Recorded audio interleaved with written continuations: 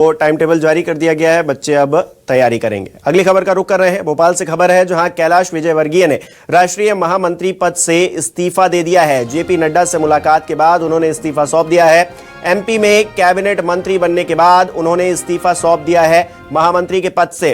तो जेपी नड्डा से मुलाकात के बाद यह फैसला उनकी तरफ से किया गया है और सहमति बनी होगी, जिसके बाद ही ये फैसला कैलाश विजयवर्गीय ने लिया है। राष्ट्रीय महामंत्री थे, अभी तक उसकी जिम्मेदारी संभाल रहे थे कैलाश विजयवर्गीय, लेकिन उन्होंने अब इस्तीफा दे दिया है क्योंकि उनको राज्य में एक जिम्मेदारी दे दी गई है, मंत्री बना दिया गया है, कैबिनेट में वो शामिल हो गए हैं। ऐसे में उन्होंने जो राष्ट्रीय जिम्मेदारी थी उससे इस्तीफा दे दिया है। अब वो राज्य में अपनी जिम्मेदारियों का निर्वहन करेंगे। राष्ट्रीय महामंत्री पद से इस्तीफा देने की खबर सामने आ चुकी है कैलाश विजयवर्गीय की। हम वो तस्वीर भी दिखा रहे हैं जब उन्होंने जेपी नड्डा से मुलाकात की और उसके बाद उन्होंने ये फैसला किया है कि वो राष्ट्रीय महासचिव नहीं रहेंगे। उन्होंने पद से इस्तीफा दे दिया है। मध्य प्रदेश में उनको चुनाव में उतारा गया था, जिसके बाद उन्हें मंत्री बनाया गया और उन्होंने जेपी नड्डा से मुलाकात के बाद अब ये फैसला लिया है और महामंत्री पद से इस्तीफा दे दिया है। तो एमपी में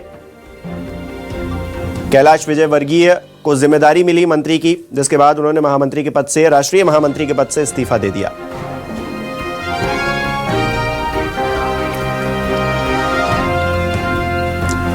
और हमारे सहयोगी शबीर इस पर एक बार फिर जुड़ गए हैं। शबीर, देखिए, राष्ट्रीय जिम्मेदारी से मुक्त हो गए हैं कैलाश विजयवर्गीय क्योंकि राज्य में उनको जिम्मेदारी मिल गई है। तो अब किस तरह से इसे देखा जाए?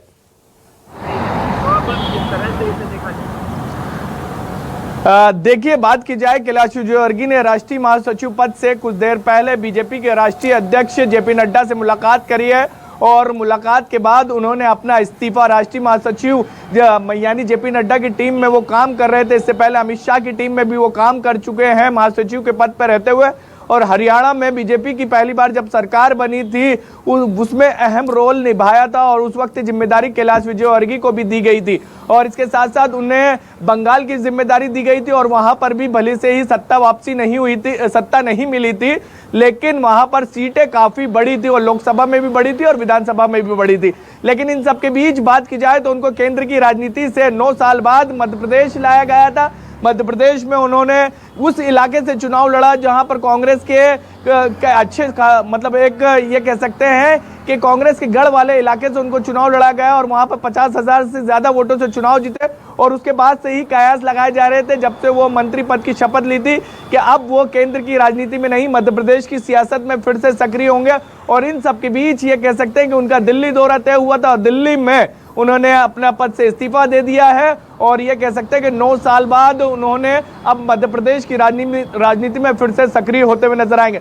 उन्होंने जब पद से इस्तीफा दिया था उसको लेकर बाकायदा सोशल साइट्स एक्स पर उन्होंने जानकारी भी दी है ट्वीट करके, और उन्होंने कहा है कि आज मैं भाजपा के राष्ट्रीय अध्यक्ष जगत प्रसाद नड्डा जी से मुलाकात हुई। हमारी पार्टी के सिद्धांत एक व्यक्ति एक पद के अनुसार मैंने महासचिव पद से इस्तीफा दे दिया है। यानी पार्टी का जो ये कह सकते हैं कि नियम है कि एक व्यक्ति एक पद के अनुसार सिद्धांतों को ध्यान में रखते हुए कैलाश विजयवर्गीय ने इस्तीफा दिया। और जो आपका सवाल था कि इसके क्या मायने निकाले जाए, तो इसके ये साफ मायने हैं कि कैलाश विजयवर्गीय आप दिल्ली की सियासत में नहीं, मध्य प्रदेश की सियासत में सक्रिय होते हुए नजर आएंगे। बिल्कुल बिल्कुल, बहुत बहुत शुक्रिया तमाम